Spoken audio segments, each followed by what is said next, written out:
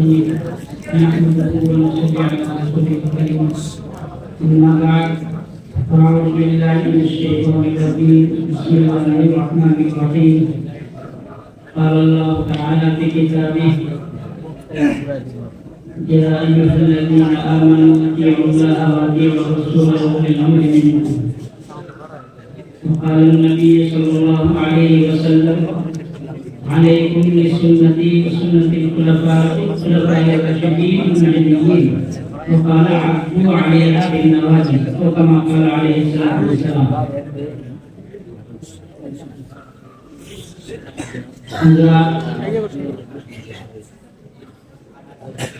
ساتھی کرام اور عزیز طلبہ، یہ اس وقت جو پروگرام ہوا ہے ڈبل پروگرام، یعنی اختتامی انجمن کا پروگرام اور مناظرے کا پروگرام. مجھے جو حکم ہوا ہے وہ یہ ہے کہ مناظرے سے متعلق کچھ بات کرو.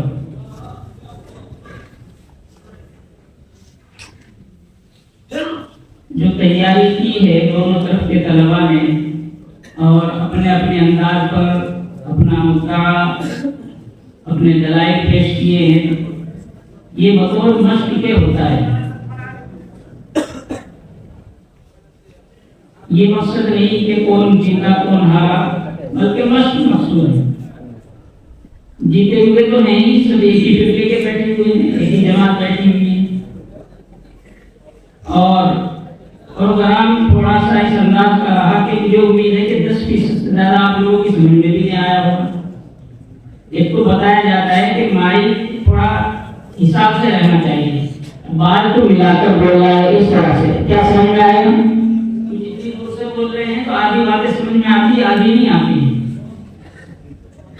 کبھی بھی پروگرام کرنا ہو آپ لوگوں کو، طلبا کو میں کہہ رہا ہوں، تو مائک کے جو بول رہے ہیں جس میں بولتے ہیں یہ والا جو ہے اسی کو مائک کہتے ہیں، اور آپ کا جو منہ ہے اس میں تھوڑا فاصلہ رہنا چاہیے. بالکل ایسے بول رہیں گے تو خراب ہو جائے گا، پھٹے گی آواز. دور سے بولیں گے تو کم آئے گی آواز. تو اسی میں زیادتی اور کمی کرتے ہیں. بات سمجھ میں نہیں آتی کیا کہنا چاہ رہا ہے. کتنے دلائل پیش ہوئے ہیں، آپ لوگوں میں سے کسی کیا پتہ چلا وہ تو آپ ہی جان سکتے ہیں. مجھے تو کم ہی پتہ چلا، اندازے سے سمجھایا میں نے. لیکن تیاری کرنے میں دو چیزوں کا خیال رکھنا چاہیے. جو چیز ہم بولنے جا رہے ہیں، چاہے وہ حدیث کے الفاظ ہوں، اپنا مقصد مدعا اور دلیل ہو، یا فریق مخالف کے کسی عالم کا نام ہو، اس میں سب سے پہلا کام ہمارا یہ ہونا چاہیے کہ ہمیں الفاظ ٹھیک معلوم ہو. یہ نہ ہو کہ صدیق کو صدیقی کہہ دیا، منکر کو منکر کہہ دیا، کہیں کچھ اور لفظ بول دیا. اور اس کا سب سے بہتر طریقہ ہے کہ کسی استاد کو سنانا چاہیے. جب تک ہم کسی استاد کے سامنے اپنی بات کو نہیں رکھیں گے اور ان کے سامنے بطور امتحان کے ان کو نہیں سنائیں گے تو اصلاح نہیں ہو سکتی. اپنی مرضی سے کتاب سے دیکھ کر یاد کر لینا، اچھے سے اچھا آپ یاد کر سکتے ہیں، اچھے سے اچھا بول سکتے ہیں، اچھے سے اچھے انداز پر زوردار انداز پر پیش کر سکتے ہیں. لیکن تصحیح نہیں ہوگی، اس میں تصحیح ہوگی استاد کے سامنے پیش کرنے پر. دوسرے جب ایک طرف سے بات پیش کی جائے، جیسے دوسرا فریق ہے دوسرا فریق ہے، ادھر سے کہا جا رہا ہے کہ فریق مد مقابل کو میں کہتا ہوں کہ وہ آئے اور اپنا مدعا پیش کرے یا اپنا دعویٰ پیش کرے. وہ صاحب آ کر کہہ رہے ہیں ہمارا عقیدہ یہ ہے، بیان یہ کیا جا رہا ہے، معلوم یہ کیا جا رہا ہے کہ تمہارا دعویٰ کیا ہے، مدعا کیا ہے. وہ کہہ رہے ہیں ہمارا عقیدہ. ان چیزوں کا خیال بھی ضروری ہے کہ ہمیں کیا جواب دینا ہے، کس سوال کے بارے میں ہم بول رہے ہیں. عقیدہ ایک مستقل چیز ہے، اور ہمارے یہاں عقائد میں اختلاف تو ہے بھی نہیں اتنا زیادہ. جن لوگوں سے اختلاف ہے، جن کے ساتھ مناظرہ ہو رہا ہے، وہ بھی عقائد کا اختلاف نہیں ہے، بلکہ اس کو فروعی اور نظریاتی دو حصوں میں تقسیم کرتے ہیں. فروعی کا مطلب ہے چھوٹے موٹے مسائل ہیں جن پر عمل کر لے تو اچھا ہے، اگر کوئی مسئلہ نہیں، مثلا آپ آمین زور سے کہہ رہے ہیں تو آپ بھی کہہ سکتے ہیں. لیکن احناف کی رائے ہے کہ آہستہ کہنا افضل ہے، لیکن زور سے کہنے میں کوئی حرج نہیں. سورہ فاتحہ کا مسئلہ ہے، امام یہ پیچھے بعض لوگ اس میں توقف کر کے پڑھ لیتے ہیں، یا اور بھی بہت ساری ایسی چیزیں رفع کا مسئلہ ہے. لیکن دوسری چیز ہے نظریہ، اس میں جیسے تراویح کا مسئلہ ہے اور بھی کئی ایک مسائل اس طرح کے ہیں، طلاق کا مسئلہ ہے. عقائد جو مین مسئلہ ہے اس میں ہمارا اہل حق کا کوئی اختلاف نہیں ہے. عقیدہ خراب ہو جائے گا تو مسئلہ ہی خراب ہو جائے گا. تو سب سے پہلا جو اختلاف ہوتا ہے وہ عقائد کا ہوتا ہے، جس کے عقائد خراب ہیں، کفری عقائد ہیں، شرکی عقائد ہیں. عقیدے جو مضبوط عقیدے ہیں اہل سنت والجماعت کے، ان میں سے کبھی ایسی چیزیں ملے گی تھوڑا بہت انحراف ہے ان چیزوں میں، لیکن مستقل عقیدے میں فرق ہو ایسا نہیں ہے. اسی لیے یہاں سے بات بھی سمجھنی چاہیے کہ جب کسی سے واسطہ پڑے تو لڑائی پر نہیں آنا چاہیے.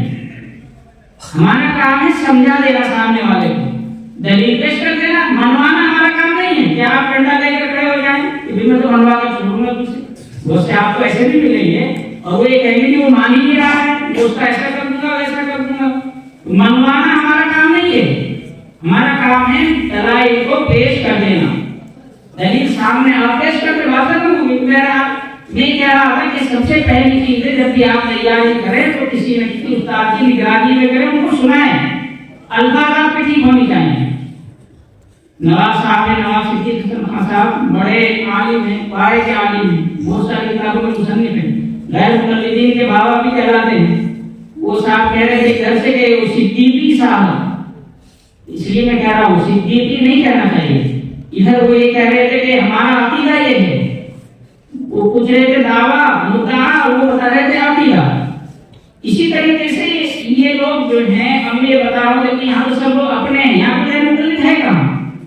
یہ تو سب بنے ہوئے تھے نا بناوٹی. لیکن یہ بات آپ لوگوں کو سمجھنی ہے کہ غیر مقلدیت کا سارا مدار ہے تلویث پر. تلویث جانتے ہیں؟ غلط ملت کر دو تاکہ بات سمجھ میں نہ آئے ہے کیا. جہاں غلط ملت آپ نے کیا وہ خود ہی ادھر جائے گا آدمی. مثال کے طور پر یہ کبھی کہہ رہے تھے کہ قیام رمضان، قیام لیل دو لفظ بار بول رہے ہیں. پھر یہ بھی کہہ رہے ہیں کہ رمضان اور غیر رمضان دونوں میں اتنی رکعتیں پڑھتے تھے. غیر رمضان میں کہاں پڑھی جاتی ہے تراویح؟ غیر رمضان میں تو پڑھی نہیں جاتی ہے. اپنی بات کو اپنی بات سے کاٹتے رہتے ہیں. تراویح کے سلسلے میں جس روایت کو دلیل بنایا جاتا ہے وہ حضرت عائشہ صدیقہ رضی اللہ تعالیٰ عنہا کی روایت ہے. سب سے زیادہ اسی کو پیش کرتے ہیں. وہ تراویح کے بارے میں ہے ہی، تہجد کے بارے میں عیسائی ختم ہو گئے. اس وقت مجھے اس سلسلے میں زیادہ نہیں بولنا کیونکہ آپ نے بہت کچھ سن لیا ہے اور الحمدللہ یہاں سب ایسے ہیں جو اس کو ہی مانتے ہیں. آپ کو ماننے والا نہیں ہے کہ جو اسے سمجھانا پڑے. مجھے تو بنیادی طور پر 2-3 باتیں آپ حضرات کو بتانی ہیں تاکہ آپ کے کام آئیں. یہاں ایک بات یہ سمجھ لے تراویح کے بارے میں تو کہ حضرت عمر رضی اللہ تعالیٰ عنہ کے سلسلے میں یہ آتا ہے کہ انہوں نے اس کو جاری کیا ہے. حضور اکرم صلی اللہ علیہ وسلم نے جو تراویح پڑھائی ہے 3 دن آتا ہے روایت میں، لیکن رکعتوں کی تعداد کسی سے روایت سے معلوم نہیں ہوتی. تو یہ لوگ یہ کہتے تھے کہ وہ حضرت عمر کی ایجاد کرتا ہے. یہ تو کہہ رہے ہیں آپ لوگوں نے بھی سنا ہوگا. تو اس کا مطلب یہ ظاہر کرنا چاہ رہے ہیں کہ حضرت عمر رضی اللہ تعالیٰ عنہ کی جاری کی ہوئی چیز کی یہاں کوئی اہمیت نہیں ہے. اور یہ کتنی خطرناک چیز ہے کہ خلفائے راشدین میں سے اگر کسی خلیفہ نے کوئی کام کیا ہے اور سارے صحابہ نے اس کو دیکھا ہے، اس پر چپ رہے ہیں، تو سب پر سوال نشان کھڑا کر رہے ہیں.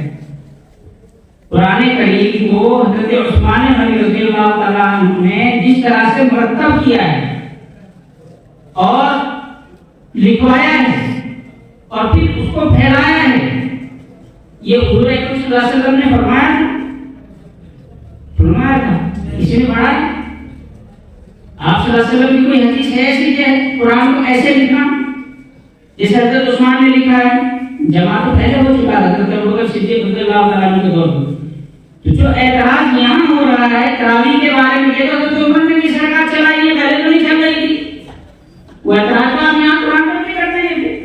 یہ غیر مقلدین کے اوپر اعتراض پڑ جائے گا کہ جیسے آپ اس میں کہہ رہے ہو ویسے تو قرآن کے بارے میں بھی کہہ دیتے ہو، کہہ سکتے ہو. بہت ساری چیزیں ایسی ملے گی. شراب کی جو حد ہے، شراب پر جو حد لگائی جاتی ہے، آپ لوگ حدیث پڑھتے ہیں تو حضور اکرم صلی اللہ علیہ وسلم کے زمانے میں کوئی 40 گھوڑے تھوڑے لگتے تھے، 80 گھوڑے لگتے تھے. روایتوں میں تو یہ آتا ہے کبھی 40 مار دیتے تھے، چھٹی مار دیتے تھے لکڑی، کوئی تھپڑ مارتا تھا، کوئی مکے مارتا تھا، کوئی جوتا بھی مارتا تھا، کوئی لاتے بھی مارتا تھا. ایسے کتنا ہی ہوتی تھی شراب کی. بعد میں حضرت عمر رضی اللہ تعالیٰ نے شراب کی حد کو متعین کیا اور سارے صحابہ نے اس پر سکوت کیا اور وہ متعین ہے، سلمان لے اس کو.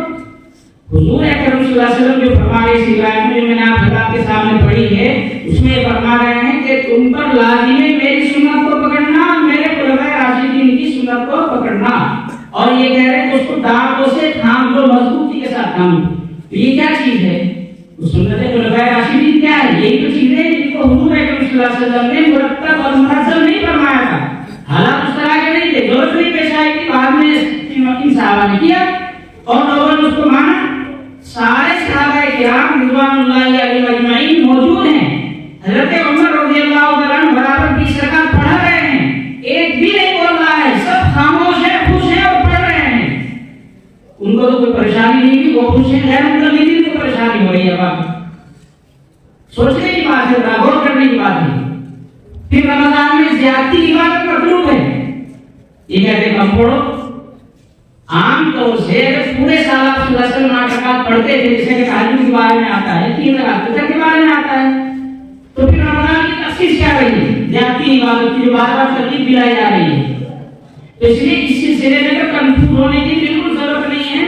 حضرت عمر رضی اللہ تعالیٰ عنہ کے بارے میں آپ نے سنا ہوگا، بڑا مشہور واقعہ ہے. اگر اس کی کوئی سند نہیں ملے گی جس طرح حدیث کی سند ہوتی ہے، اور نہ واقعات میں سند کی ضرورت ہے. ایک مرتبہ حضرت عمر رضی اللہ تعالیٰ عنہ خطبہ دے رہے تھے ممبر پر. انہوں نے یہ پوچھا کہ بھائی ایک بات بتاؤ، اگر میں ٹیڑھا چلنے لگوں، گڑبڑ کرنے لگوں تو تم کیا کرو گے؟ ایک صحابی کے بارے میں آتا ہے، وہ کھڑے ہوئے تلوار ہاتھ میں، کہا یہ ہے تلوار، اس سے سکھا دیتے ہیں ہم آپ کو. حضرت عمر رضی اللہ تعالیٰ نے فرمایا کہ مجھے بڑی خوشی ہو رہی ہے اس بات پر کہ میرے لوگوں میں ایسے ابھی بھی لوگ موجود ہیں کہ عمر ٹیڑھا ہو وہ سکھا کرتے ہیں اس کو. تو یہ واقعی صحابہ کی شان تھی.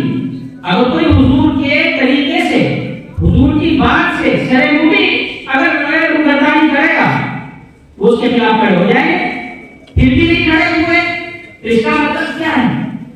بہت بڑا سوال ہے یہ غیر مقلدین پر، جو یہ سمجھ رہے ہیں کہ حضرت عمر رضی اللہ تعالیٰ نے یہ کام کیا، سارے صحابہ خاموش رہے، اس میں شریک رہے اور کوئی بولا نہیں، کہ اس کا مطلب وہ کھائیے نہ ملا. اس لیے اس پر زیادہ کلام کی ضرورت ہی نہیں ہے. اصل بات جو میں آپ لوگوں کو بتا دی وہ یہ ہے کہ غیر مقلدیت کیا چیز ہے اور یہ اس کی بنیادی وجہ کیا ہے. جب ہندوستان میں اسلام آیا ہے، جتنے یہاں حکمراں مسلم آئے وہ سب حنفی تھے. عموماً بغداد کے علاقے سے آئے اور دوسرے علاقوں سے آئے، ان کا سب کا مسلک حنفی تھا. تو شروع میں جب لوگ جیسے آئے ویسے ہی مسلک پر لوگ چلے، مسلمان ہوتے گئے لوگ، اور انہی لوگوں نے قاضی مقرر کیے اپنے لوگوں کو، قاضی بھی اسی مسلک پر ہوتے تھے. تو یہاں برابر حنفی مسلک چل رہا تھا، اس کے خلاف کوئی مسلک تھا ہی نہیں. جب انگریز کا دور یہاں تھا تو ملکہ وکٹوریہ جو یہاں کی بالواسطہ یہاں کی جو ہے وہ تھی حکمراں. اصل تو یہاں انگریز تھے، لیکن ان کی جو سردار تھی وہاں بیٹھی تھی برطانیہ میں، وہ اصل حکمراں تھی. وہاں سے اشتہار یہاں شائع ہوا. ترجمان وہابی ایک کتاب ہے، نواب صدیق حسن خان جی جن کا انعام دے رہے تھے، ان کی کتابوں سے اس اشتہار کا تذکرہ ہے. اس میں یہ لوگوں کو ترغیب دی گئی کہ مذہبی معاملات میں آزادی ہونی چاہیے، پابندی نہیں ہونی چاہیے. آزادی مذہب کا نعرہ لگایا گیا. جن لوگوں کے دلوں میں چور تھا اور وہ اپنے نفس پر چلنا چاہ رہے تھے، انہوں نے اس کو مدعا بنا لیا اور اسی کو پیش بنا کر ہندوستان میں کچھ لوگ جو ہے کھڑے ہو گئے اور وہ کہنے لگے کہ کسی امام سے ہم کیا لینا دینا ہے، ہم تو قرآن کو مانیں گے، حدیث کو مانیں گے. ابھی نہیں کہہ رہے تھے، اہل حدیث کے 2 اصول اطیع اللہ اطیع الرسول منا رہے تھے. حالانکہ اگر آپ غیر مقلدین سے بھی پوچھیں گے تو 2 اصول نہیں بتائیں گے، وہ بھی اجماع سے انکار نہیں کرنے پر آمادہ ہوتے، بظاہر عمل سے کرتے ہیں، سامنے آ کر نہیں کرتے اجماع کا انکار، ورنہ مسئلہ کھڑا ہو جائے گا بہت ساری چیزوں میں۔ بہرحال انہوں نے انکار کرنا شروع کر دیا کہ کسی امام کی کیا ضرورت ہے۔ تو یہ بنیاد بنی اور اس طرح سے باضابطہ در پردہ حکومت انگلشیہ جسے کہتے تھے اس کا در پردہ پورا سپورٹ تھا۔ ان کی کتابوں میں چیزیں بھری ہوئی ہیں، مطالعہ کریں گے آپ سامنے آ جائے گا، جنہوں نے تیاری کی انہوں نے دیکھا بھی ہوگا، اور اس میں سب لکھا ہوا ہے کہ آزادی مذہب کے بہت دلچسپی ہے ہماری سرکار کو، اور بڑی خوشی ہے اس چیز سے کہ ہم آزادی مذہب کا نعرہ لگا رہے ہیں۔ آزادی مذہب کیسے ہے؟ اس میں کچھ مسائل تو ایسے ہیں جو قرآن اور حدیث سے صراحت کے ساتھ ثابت ہے، اور وہ تقریباً 80% ہے، اس میں تو کوئی بول نہیں سکتا۔ کچھ مسائل ایسے ہیں جو حالات زمانہ کی وجہ سے بعد میں پیدا ہوئے ہیں، قرآن اور حدیث میں ان کی صراحت نہیں ہے۔ یہ مسائل جو بعد میں پیدا ہوئے ہیں اور قرآن اور حدیث میں ان کی صراحت نہیں ہے، ان کا مسئلہ یہ ہے کہ ان پر عمل کیسے کریں۔ اب ایک تو یہ ہے کہ ایک رکشہ چلانے والا ہے، اس کو بھی کہہ دیا جائے جیسے تیسے سمجھنا ہے ویسے عمل کر لے۔ ایک ڈرائیور ہے، گاڑی چلاتا ہے، اسے بھی کہہ دیا جائے جیسے تیسے سمجھنا ہے تو بھی عمل کر لے۔ ہر طبقے کا آدمی آزاد ہو، وہ اس کو یہ کہہ دیا جائے کہ تو خود ہی عمل کر لے جو تیری سمجھ میں آئے۔ اور ایک یہ ہے کہ جو اس فن کے ماہر ہیں، جو اس فن میں جانے کھپائے ہوئے ہیں، جنہوں نے اس فن میں زندگی بسر کی ہیں، اور جنہوں نے قرآن حدیث کو سمجھا ہے اور اس کے علوم کو خوب اچھی طرح سے حاصل کیا ہے، تفقہ حاصل کیا ہے، اس میں ان کے سامنے بات رکھی جائے کہ یہ مسئلہ لگ رہا ہے، قرآن حدیث میں بظاہر نہیں ہے، اس میں کیا عمل کیا جائے۔ تو ظاہر بات ہے کہ ایک وہ آدمی جس کا اس مسلک سے، اس مذہب سے، اس علم سے کوئی لینا دینا ہی نہیں، دلچسپی نہیں، اس کو کوئی ممارست تجربہ نہیں اس کو، اس میں وہ کیا رائے پیش کر سکتا ہے؟ وہ تو اپنے نفس کی رائے پیش کرے گا۔ اور ایک وہ ہے جس کو اس میں تجربہ ہے، جس کو اس میں مہارت ہے، جس نے اس میں زندگی کھپائی ہے، وہ اس علم کی روشنی میں رائے پیش کرے گا۔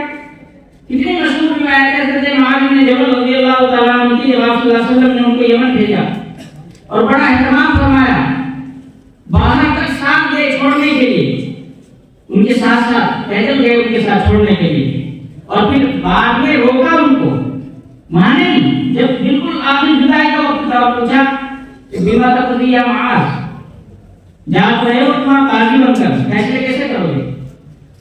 انہوں نے کہا کہ میں کتاب اللہ سے فیصلہ کروں گا، اللہ کی کتاب ہمارے پاس ہے۔ حضور نے فرمایا اگر نہ ملے تمہیں کتاب اللہ میں انکار اگر نہ ہو، علم تجید فرمایا اگر نہ ملے تم کا پھر سنت رسول اللہ سے کروں گا، آپ کی سنت میرے پاس۔ حضور نے پوچھا کہ اگر اس میں بھی نہ ملا تو اجتہد برائے ولا عالم، اپنی رائے سے کوشش کر کے نکالوں گا اور اس میں کوئی کوتاہی نہیں کروں گا میں۔ روایت میں آتا ہے کہ حضور اکرم صلی اللہ علیہ وسلم نے بڑی خوشی کا اظہار فرمایا اور یہ کہا کہ میری امت میں اللہ تعالیٰ نے ایسے افراد پیدا فرمائے، اس پر اظہار فرمایا خوشی کا۔ تو یہ کیا چیز تھی جس کو وہ یہ کہہ رہے ہیں کہ اپنی رائے سے کوشش کر کے نکالوں گا، اپنی رائے سے اجتہاد کروں گا۔ یہی تو وہ چیز ہے کہ جس کو قرآن و حدیث کا علم ہے وہی اس کی روشنی میں اس کا حل نکالے گا، اس کا علم بظاہر نظر نہیں آ رہا ہے قرآن و حدیث میں۔ لیکن ہمارے یہاں آپ دیکھیں گے جو غیر مقلدین کا طبقہ ہے ان کے یہاں کیا ہے؟ امام کو مت مانو، خود عمل کرو کتاب اللہ سے، سنت رسول اللہ سے۔ تب آپ بتائیے کہ جب آپ کسی کی بات نہیں مانیں گے، کسی کی بھی نہیں مانیں گے عالم کی، تو پھر کیسے عمل کر لیں گے قرآن و حدیث پر؟ اب مسئلہ یہ آتا ہے کہ کسی کی بھی مان لو، ایک ہی کی مانتے ہو گے، امام ابو حنیفہ کو مانو، امام شافعی کو مانو، یا امام احمدی کو مانو، یا امام مالکی کو مانو، بتائیے جو کرتے ہیں سب سے زیادہ اس پر سوال ہے۔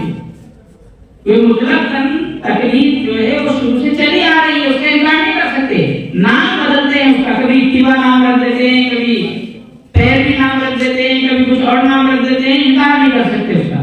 مسئلہ جن کے پیٹ میں درد ہوتا ہے وہ 4 اماموں میں منحصر کیوں کر دیا ہے؟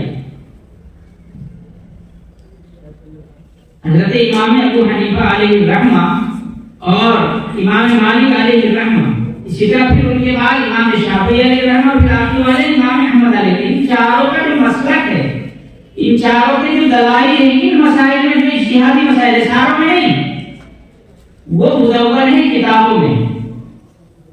جس درجے یہ مدون ہے کسی امام کا مسلک مدون نہیں، لکھا ہوا نہیں. اور پھر ان میں تناسب کے اعتبار سے سب سے زیادہ مدون امام ابو حنیفہ علیہ الرحمہ کا مسلک ہے، سب سے زیادہ. ان کے شاگردوں نے بہت زیادہ محنت کی ہے اور بہت زیادہ اس کو مرتب اور مدون کیا ہے، خاص طور سے صاحب علیہ الرحمہ نے. اب جو مدون ہوگا اسی کو مدون کیا جائے گا. 5 ایک مذہب پیدا ہوا تھا ظاہریہ کا، پھر بھی جگہ وہ چلیں گے کیوں؟ وہ یہ کہتے تھے کہ ظاہری حدیث پر عمل کرو. چنانچہ سب سے پہلے ان میں ابن حزم، ابو سلیمان داؤد ظاہری کے بعد ابن حزم پیدا ہوئے اور ان کے تفردات اگر آپ سنو گے تو ہنسو گے، بہت بڑے عالم تھے وہ یہ کہا کرتے تھے کہ قرآن حدیث میں آتا ہے کہ پانی میں پیشاب مت کرو، پانی ناپاک ہو جائے گا. تو اگر کوئی آدمی پانی میں پیشاب نہیں کر رہا ہے، برتن میں پیشاب کر کے پانی میں ڈالتا ہے تو ناپاک نہیں ہوگا. کہا کیوں؟ حدیث میں پانی میں پیشاب کرنے کو کہا ہے، برتن میں لے کر ڈالنے کو نہیں کہا ہے. پانی پاک ہے. یا پانی کے برابر میں پیشاب کر دیا اور وہ بہتر پانی میں جائے تو بھی پانی ناپاک نہیں ہوگا. کیوں؟ پانی میں پیشاب کیا ہی نہیں کر رہا ہے. یہ تفردات ہے. جب ہر آدمی کے ہاتھ میں ہینڈل آپ تھما رہے ہیں تو گاڑی کہاں جائے گی؟ ماہر کیوں چلائے گا گاڑی کو؟ جو تجربہ رکھتا ہوگا، مہارت رکھتا ہوگا. تو یہ چیزیں ہیں جن کی وجہ سے بعد میں ائمہ کرام اور علماء کرام، اور ایک میں نہیں پورے علماء کرام نے اس بات پر اتفاق کر لیا کہ ان لوگوں کی بات مانو اجتہادی مسائل میں جن کو تجربہ ہے، امت نے جن کو قبول کیا ہے وہ مانے جائیں گے امام. اب یہ رہا کہ چلو 4 میں مان لیتے ہیں، 4 ہی میں مان لو، لیکن چاروں کے بات مان کر چلو، پھر چاروں میں سے ایک کو کیوں خاص کرتے ہو؟ اس کو کہتے ہیں تلفیق. اور یہ ہے نفس پرستی. پہلے علماء میں خاص طور سے 3 قرن جو شروع تھے ان کے بارے میں حدیث میں سند موجود ہے کہ یہ خیر کے قرن ہیں. ان لوگوں میں یہ بات تھی کہ وہ احتیاط برتتے تھے. احتیاط کا مطلب یہ ہوتا تھا کہ وہ دیکھتے تھے کہ اس امام نے کیا کہا، جس امام نے کیا کہا، یا اس میں یہ قول ہے، اس میں یہ قول ہے، احتیاط اس پر ہے، احتیاط پر عمل کرتے تھے. بعد کے لوگوں میں نفس پرستی غالب آئی اور وہ احتیاط کی وجہ سے سہولت پر عمل کرتے ہیں. اب مثال کے طور پر آپ نے ایک مسئلہ پڑھا ہے، امام شافعی علیہ الرحمہ کے یہاں خون نکلنے سے وضو نہیں ٹوٹتا. اگر آپ کا خون نکل جائے جسم سے تو آپ کا وضو نہیں ٹوٹتا ہے. ٹھیک ہے. امام ابو حنیفہ علیہ الرحمہ کا ایک مسئلہ ہے کہ اگر عورت کو ہاتھ لگ جائے تو اس سے وضو نہیں ٹوٹتا ہے. اس کے برخلاف امام شافعی کے یہاں عورت کو ہاتھ لگ جانے سے وضو ٹوٹ جاتا ہے، اور امام ابو حنیفہ علیہ الرحمہ کے یہاں خون نکلنے سے وضو ٹوٹ جاتا ہے. ان لوگوں کے یہاں بھی یہ احتیاط تھی کہ اگر خون نکلا ہے تو احتیاط اس میں کہ بھائی وضو کر لو، پڑا امام شافعی نے کہا ہو کہ وضو نہیں ٹوٹتا. یا دوسرا آدمی ہے اس کا ہاتھ عورت کو لگا ہے تو اس کے یہاں احتیاط تھی کہ بھائی وضو کر لو، پڑا امام صاحب کہتے ہو کہ ہاتھ لگنے سے وضو نہیں ٹوٹتا. اب یہ ہے کہ خون نکل گیا، چلو میں تو امام شافعی کے مسئلے پر عمل کرتا ہوں، سردی ہو رہی کون وضو کرے گا، چھوڑو ایسی پڑھ لوں نماز. اس کے بعد مسئلہ ہوا، عورت کو ہاتھ لگ گیا. اب وہ کہے گا کہ کون وضو کرے گا، میں تو امام صاحب کے مسئلے پر عمل کر لیتا ہوں، کیوں وضو کروں، یہاں تو وضو نہیں ٹوٹا ہے. تو اس کا وضو کبھی ٹوٹے گا نہیں، ادھر ٹوٹے گا نہیں ادھر ٹوٹے گا. وہ ایک پاؤں سے ادھر ایک ادھر ہے، تو اسی کو کہتے ہیں نفس پرستی. اصل یہ پابندی سے نکلنا چاہتے ہیں اور پابندی سے نکل کر آزاد ہو کر زندگی گزارنا چاہتے ہیں. اس لیے جب تک آپ یہ نہیں دیکھیں گے، دیکھو دنیا میں جب ہمیں کوئی مرض لاحق ہوتا ہے تو کہاں جاتے ہیں؟ نائی کے پاس کوئی نہیں جاتا ہے، نہ مٹھائی والے کے پاس جاتا ہے کہ برفی دے دو پیٹ میں درد ہو رہا ہے، بلکہ حکیم اور ڈاکٹر کے پاس جاتے ہیں اور ڈھونڈتے ہیں اچھا کون ہے. دنیاوی معاملات میں تو یہ حال ہے. اور جب دینی معاملہ آتا ہے تو پھر ایک کسی کو مت مانو، اپنی مرضی سے عمل کرو. تو یہ نفس پرستی ہے، ہوا پرستی ہے اور خواہش نفسانی کی پیروی ہے. اور قرآن کریم میں یہ کہا ہے کہ جن لوگوں نے اپنے نفس کو اپنی خواہش کو اپنا معبود بنا رکھا ہے وہ گمراہ ہیں. اس لیے کسی نہ کسی امام کی آپ کو اقتدا اس لیے ضروری ہے کہ انہوں نے اس میں زندگی کھپا رکھی ہے، شریعت کے مزاج سے واقف ہیں، چھوٹے چھوٹے جزئی مسائل میں ان کو جو مہارت حاصل ہو کسی ایک کو نہیں ہے. آج کے دور میں آپ ان ملکوں میں چلے جاؤ جہاں حنبلی مسلک رائج ہے، مالکی مسلک رائج ہے امام مالک کا، یا شافعی مسلک رائج ہے، لیکن جب دارالقضاء میں ان کی آپ جائیں گے تو ابو حنیفہ کے مسئلے ملیں گے وہاں پر، کیونکہ سب سے زیادہ دارالقضاء کے مسائل مرتب اور مدون ہے امام ابو یوسف علیہ الرحمہ نے کیے. وہ قاضی اسلام کے قاضی القضاء کا لقب سب سے پہلے انہیں ملا تھا، اور انہوں نے جو مرتب کیا ہے قضاء کے معاملات کو ایسا کسی نے نہیں کیا. آج بھی دوسروں کے قضاء میں بھی امام صاحب علیہ الرحمہ کے مسئلے کے مطابق فیصلے ہوتے ہیں. یہ کیوں؟ انہوں نے مہارت حاصل کی تھی اس میں، اور ایسی باریکیاں انہوں نے نکالی تھی کہ دوسرے لوگوں کو مہارت پہنچی نہیں ہوتی. بہت سے کو سمجھنے میں نہیں آتا، وہ انکار کر دیتے ہیں اور ہوا پرست امام صاحب کو کہہ دیتے ہیں. امام اصحاب رائے کہتے ہیں ان کو، جبکہ وہ بعض علماء نے کہا تھا ان کی رائے کے ثواب کی وجہ سے، بہتر کی وجہ سے، اور یہ لوگ کہتے ہیں مذاق میں جو تو رائے پرست تھے، اپنی رائے چلانے والے تھے. اس لیے یہ جو تقلید ہے یہ صرف ان مسائل میں، یہ دھوکے میں مت آنا، آپ دھوکے میں ڈالتے ہیں لوگ، صرف ان مسائل میں ہیں جن میں قرآن حدیث کی صراحت، قرآن حدیث میں جن کی صراحت نہیں ہے. اس لیے اب یہ بات الگ ہو جائے گی، یہ کہتے ہیں کہ یہ تو قرآن حدیث کو نہیں مانتے، امام کو مانتے ہیں. یہ بھی دھوکہ دیتے ہیں، یہ قرآن حدیث کو نہیں مانتے، امام کو مانتے ہیں. امام کو مان رہے ہیں، امام ہی تو قرآن حدیث تک پہنچا رہے ہیں ہم کو، اس لیے مان رہے ہیں. شارع مان رہے ہیں ان کو، شرع کرنے والا، شارع نہیں مان رہے ہیں، شریعت لانے والا کوئی امام کو مان رہے ہیں. اب ایک دوسری بات آپ یہ ذہن میں رکھیں کہ غیر مقلدین کی کتابوں میں اس شرائط کے ساتھ لکھا ہوا ہے کہ جو مقلدین ہیں صرف مشرک بھی لکھ دیا ہے، نعوذ باللہ، مشرک بھی لکھا ہے اور جہنمی بھی لکھا ہے، گمراہ بھی لکھا ہے. لیکن آپ دیکھیں گے کہ سب سے زیادہ یہ حنفیوں کے پیچھے پڑے رہتے ہیں. مالکی لوگوں کو بھی کچھ نہیں کہتے، حنبلی لوگوں کو بھی کچھ نہیں کہتے، شوافی کو بھی کچھ نہیں کہتے. ان کے نشانے پہ اگر کوئی ہے صرف حنفی ہے، یہ بھی سمجھنے کی چیز ہے آپ لوگوں کے.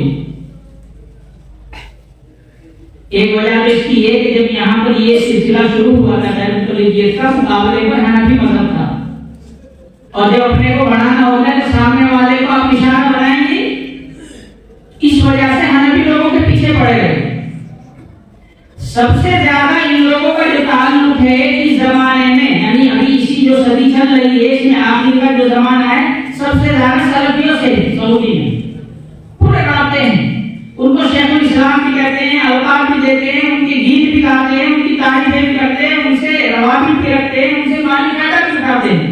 اور وہ سارے کے سارے جو میں ان کا مسئلہ ہے وہ حنبلی، یہ جو وہابی ہیں محمد بن عبد الوہاب کے ماننے والے، اور جو وہاں کی سلطنت ہے سعودی سلطنت، یہ سب کے سب حنبلی ہیں.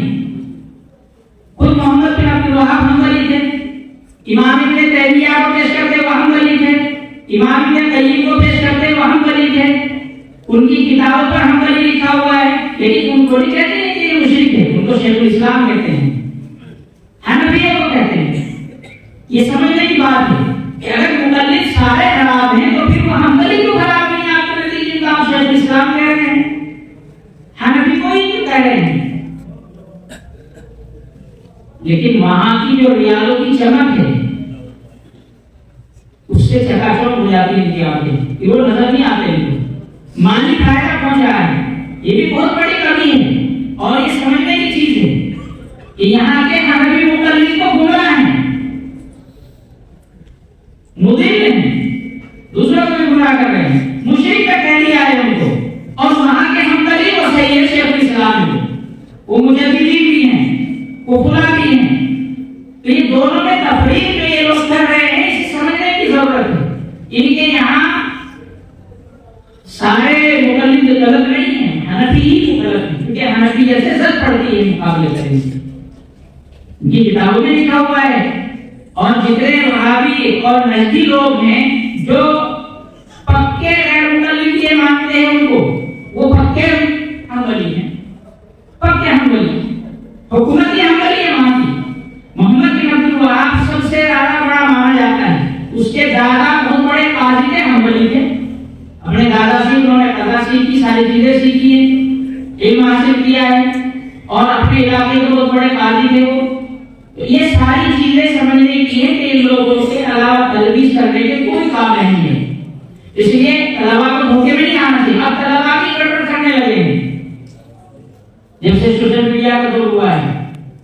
آزادی طبیعتوں میں آ گئی ہے اور سب لوگ جو ہے اسی پر گڑبڑی کرتے ہیں. کیوں؟ اس لیے کہ اس میں کیا ہے, نفس پرستی. جب نفس پرستی آ جاتی ہے آدمی کے اندر تو وہ پابند رہنا نہیں چاہتا, کہتے ہیں تو آزاد نہیں. اسلام جب آپ نے اپنا لیا تو آزاد کہاں ہے, آزاد نہیں ہے. مسلمان آزاد ہوتا ہی نہیں. مسلمان کو مطیع اور فرما بردار ہوتا ہے, وہ تو بند چکا ہے اللہ تبارک و تعالیٰ کی اطاعت میں, اور اللہ تبارک و تعالیٰ نے جن کی اطاعت کے لیے کہا ہے ان کی اطاعت میں. اس لیے یہ چیزیں جو ہے آپ ذہن میں رکھیں کہ یہ حنفیوں کو نشانہ بناتے ہیں, اس لیے کہ مرد مقابل اس وقت حنفیت تھی جب یہ وجود میں آیا ہے. دوسرے یہ کہ حنبلی جو دوسرے علماء جو سعودی عرب کے ہیں, صاحب صاحبی کہتے ہیں سعودی عرب کے, ان سے مالی فائدہ پہنچ رہا ہے, ان کو کبھی کچھ نہیں کہتے, ان کو شیخ الاسلام بھی کہتے ہیں. اگر یہ گمراہ ہے تو ان کو کیوں نہیں آپ گمراہ کہتے ہیں؟ دیکھو کتابوں میں کہ سارے گمراہ ہیں, ان کو نہیں لکھیں گے.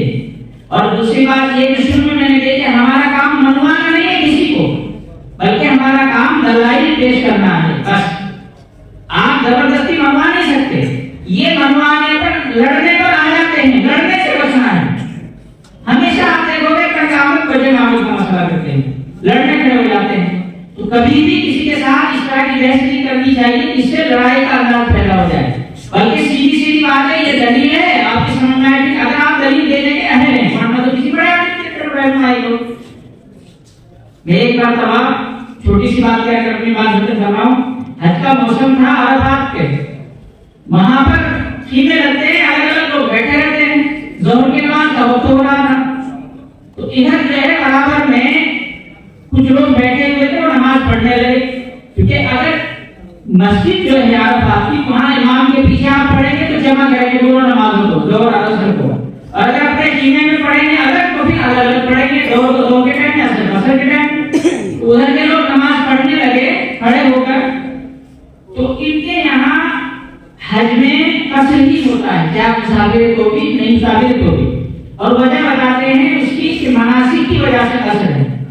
تو وہ لوگ کھڑے ہوئے اور 2 رکعت پڑھنے کے لیے انہوں نے اعلان کیا باضابطہ کہ بھائی 2 رکعت پڑھنی ہے سب کو, اور یہ بھی کہا کہ جو 2 نہیں پڑھے گا اس کی نماز نہیں ہوگی, اعلان کیا ہے زور سے.